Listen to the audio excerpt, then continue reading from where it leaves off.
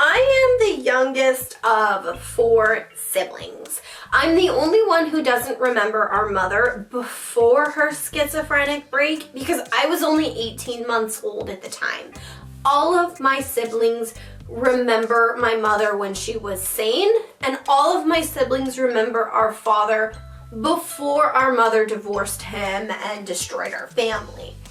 And that has affected me in a very, very different way than it has affected them. And unfortunately, it still contributed to all of us being estranged from each other. My brother took our mother's side of the divorce. My sister, oldest sister, took our father's side in the divorce.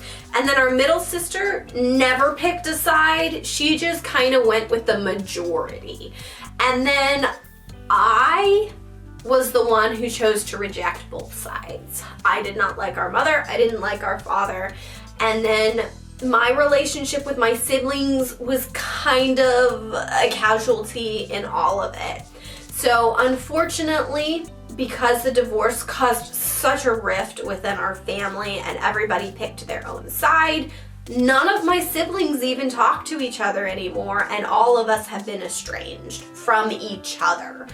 And then that has affected me in life. It has become fairly lonely. You know, I grew up in a house with 3 siblings. It was a very chaotic house. It was an abusive house. It was a traumatic house to live in.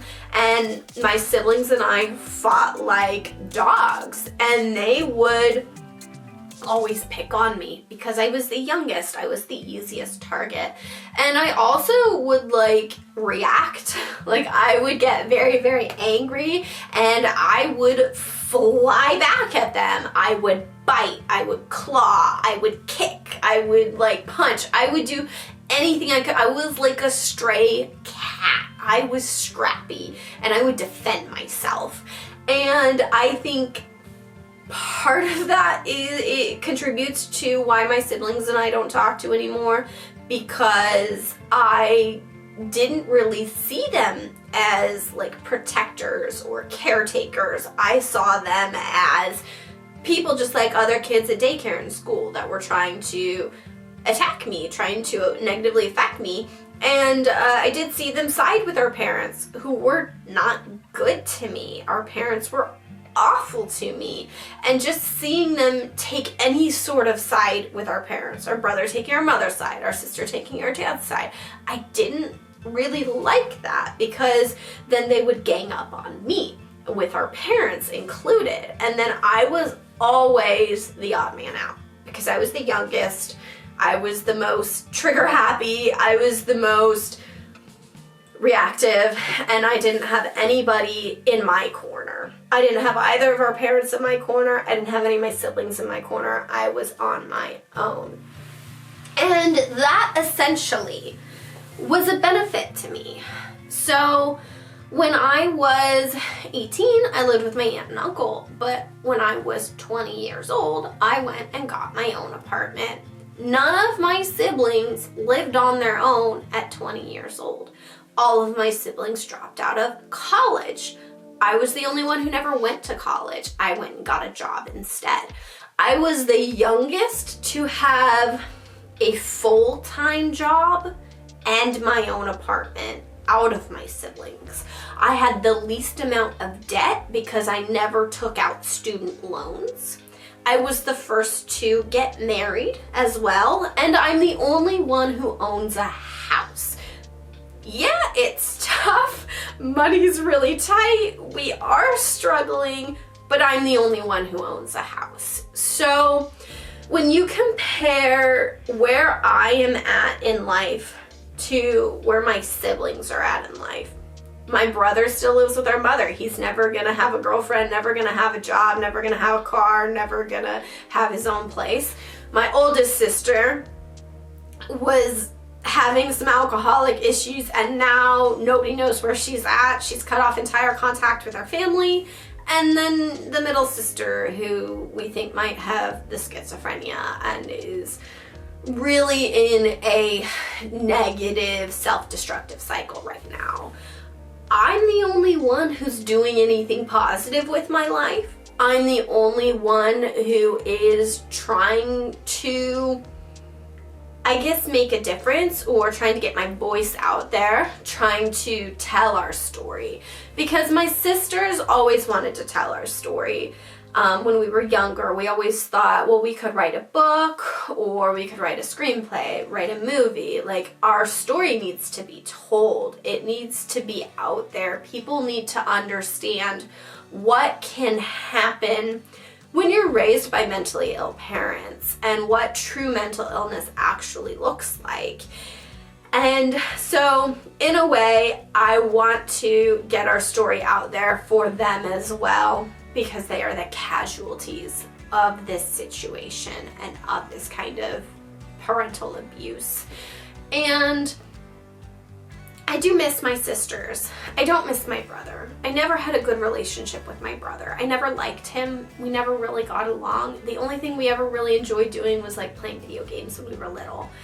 And then my oldest sister, since she did raise me, like, her name was my first word. The first word I ever tried to say was my sister's name, because she was like my mother. She's the one that raised me.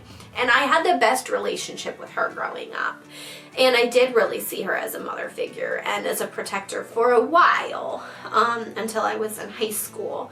And then she kind of betrayed me. She betrayed me by not telling me that her boyfriend was creeping on me as a minor. Like, it was not cool, and I don't like that she hid that from me. And then instead, she kind of turned on me. She kind of had a nasty relationship with me after that.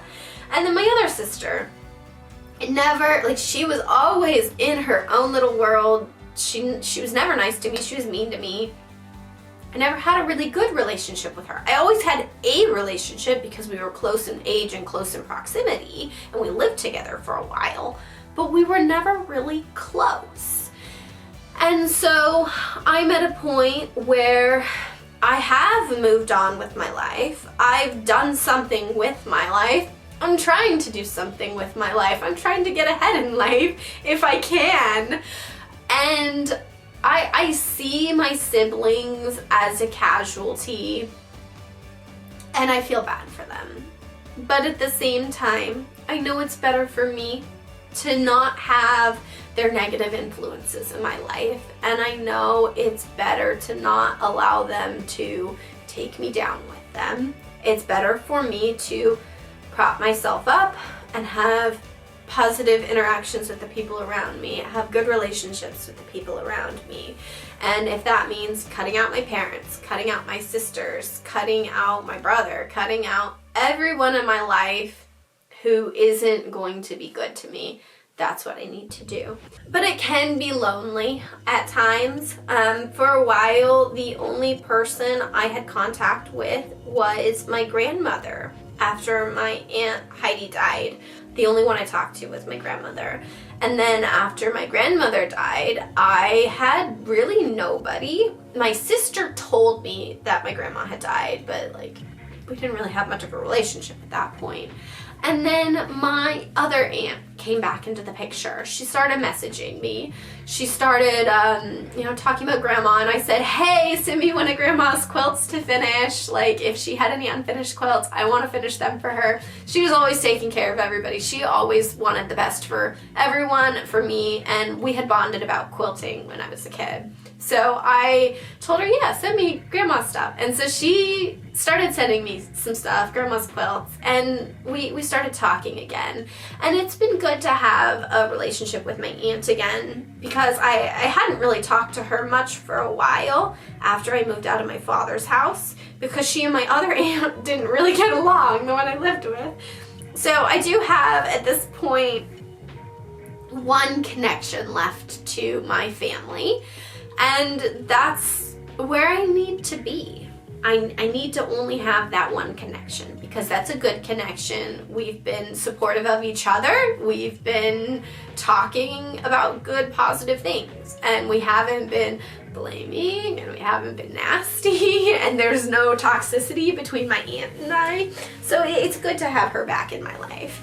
And then I have gotten married and my husband's family is now my family. So that's really important for me to focus on my new family, the family I married into, because it is lonely not to have any contact with your family, and it's hard not to have any support. It's hard to be on your own.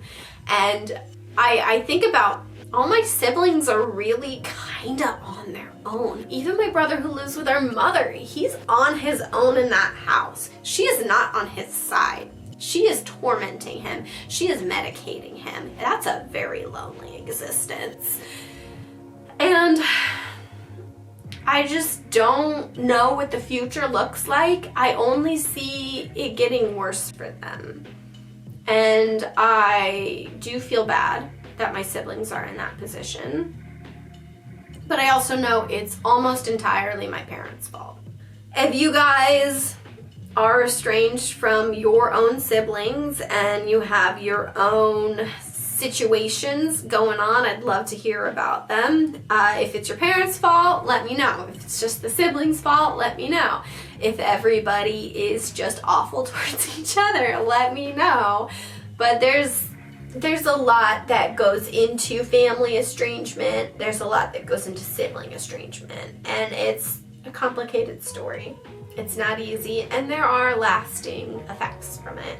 So I hope you guys enjoyed watching this video. Let me know if you have any questions or comments. Leave a like on the video, and I'll see you all next time.